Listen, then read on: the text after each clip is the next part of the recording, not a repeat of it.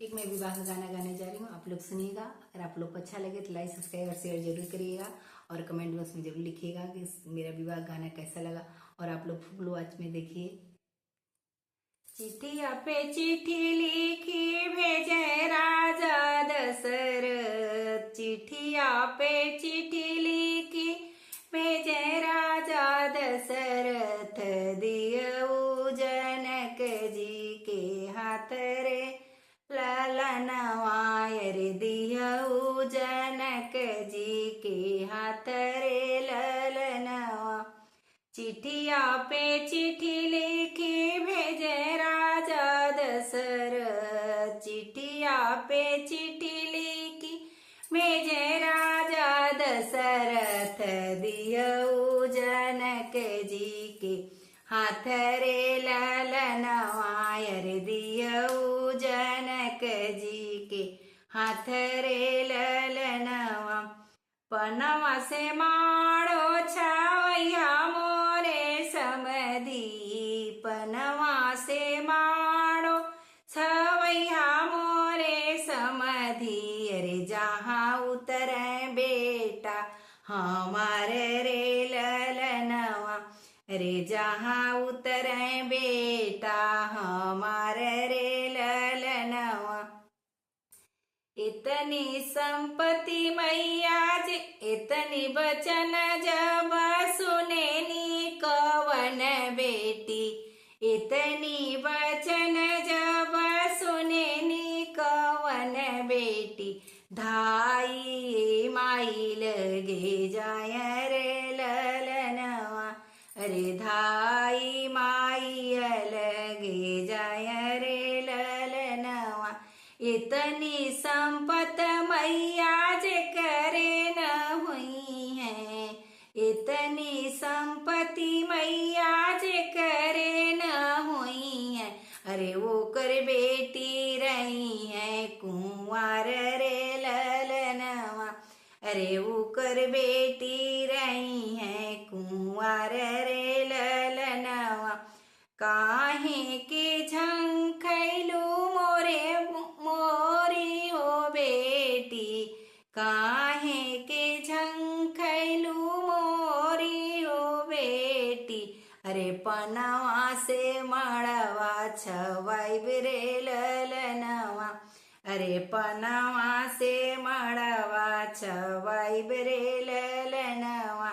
जईब मोहबे घर पनवा लियैबे, जईबे मोहबे घरे पनवा लियैबे, अरे पनवा से मड़वा छवाइबे रे ललनवा, अरे पनवा से मड़वा छवाइबे रे ललनवा।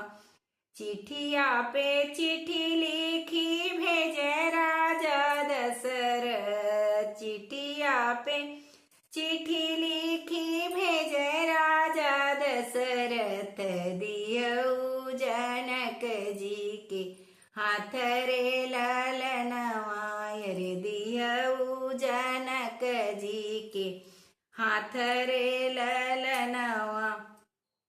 सोनवा का महल उठैया मोरे समधी, सोनवा के महल उठैया मोरे समधी, अरे जहाँ उतरे बेटी हमार रे ललनवा, अरे जहाँ उतरे बेटी हमार रे ललनवा।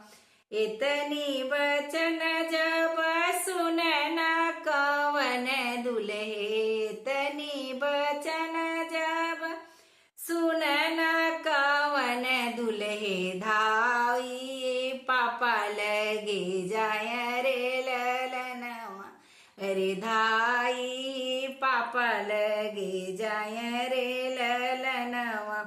इतनी संपत पापा जे करे न हुई है, इतनी संपत्ति पापा जे करे न हुई है, अरे वो कर बेटा रही है कुंवार रे ललनवा, अरे वो कर बेटा रही है कुंवार रे ललनवा। काहे के मोर बेटा करला सोचिया, काहे के मोर बेटा कर तो हूँ सोचिया, अरे सोनवा के महल उठाई रे ललनवा, अरे सोनवा के महल उठाई रे ललनवा। जइबो मैं मोरे बेटा कर्नाटक सहरिया, जइबो मैं मोरे बेटा कर्नाटक सहरिया, अरे वहाँ से सोनवा लियाई रे ललनवा, अरे वहाँ से सोनवा लियाई रे ललनवा, अरे सोनवा के महल उठाई रे ललनवा, अरे सोनवा के महल उठाई रे ललनवा, अरे उहाँ उतरे बहुअरी हमार रे ललनवा, अरे उहाँ उतरे बहुअरी हमार रे ललनवा। चिठिया पे चिट्ठी लिखी भेजे राजा दशरथ, चिठिया पे चिट्ठी लिखी भेजे राजा दशरथ, दियऊ जनक जी के हाथ रे ललनवा, अरे दियऊ जनक जी के हाथ रे